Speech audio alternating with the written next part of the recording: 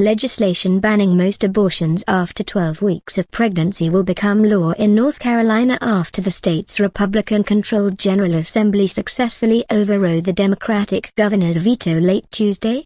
The House completed the second and final part of the override vote after a similar 3/5 majority at the fraction necessary voted for the override earlier Tuesday in the Senate. The party line outcomes represent a major victory for Republican legislative leaders who needed every GOP member on board to enact the law over Roy Cooper's opposition. Cooper vetoed the measure over the weekend after spending last week traveling around the state to persuade at least one Republican to side with him on the override, which would be enough to uphold his veto. But in the end, the 4 Republicans targeted by Cooper, including one who recently switched from the Democratic Party, voted to override.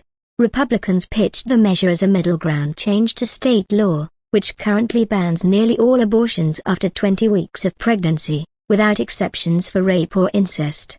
The votes came as abortion rights in the U.S. faced another tectonic shift, with lawmakers in South Carolina and Nebraska also considering new abortion limits. North Carolina and South Carolina have been 2 of the few remaining southern states with relatively easy access. Such restrictions are possible because the U.S. Supreme Court last year struck down the landmark 1973 Roe v. Wade ruling, which established a nationwide right to abortion. Under the bill up for a vote Tuesday in the South Carolina House, abortion access would be almost entirely banned after about 6 weeks of pregnancy before women often know they're pregnant. The South Carolina State Senate previously rejected a proposal to nearly outlaw abortions. Nationally, bans on abortion throughout pregnancy are in effect in 14 states. Abortion is banned or severely restricted in much of the South, including bans throughout pregnancy in Alabama, Arkansas, Kentucky, Louisiana, Mississippi,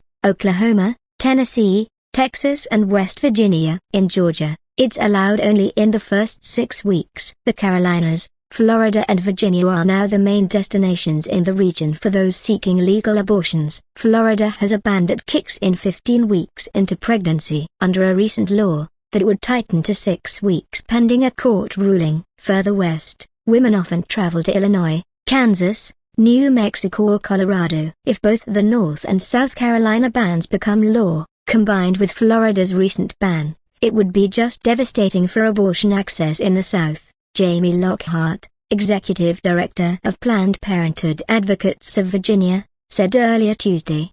After the final vote Tuesday in the North Carolina House, abortion rights advocates and Democrats in the chamber gallery loudly booed the outcome and shouted shame. Many observers in the gallery were escorted out by General Assembly police. Similar displeasure poured out after the earlier North Carolina Senate debate, although many anti-abortion demonstrators also were in the audience, pleased with the outcome.